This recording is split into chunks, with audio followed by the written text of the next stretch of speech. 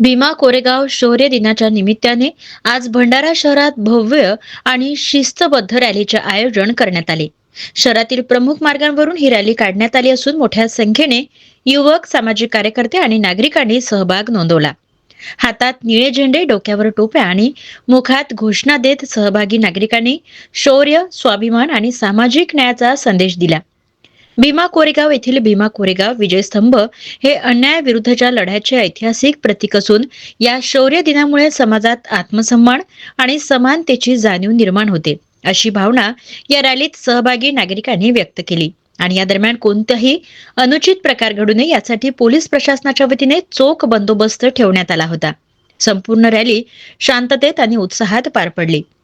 भीमा कोरेगाव शौर्य दिवस हा केवळ इतिहासाची आठवण करून देणारा नाही, तर आजच्या पिढीला स्वाभिमानाने उभे राहण्याची प्रेरणा देणारा दिवस असल्याचे मत यावेळी व्यक्त करण्यात आले आहे.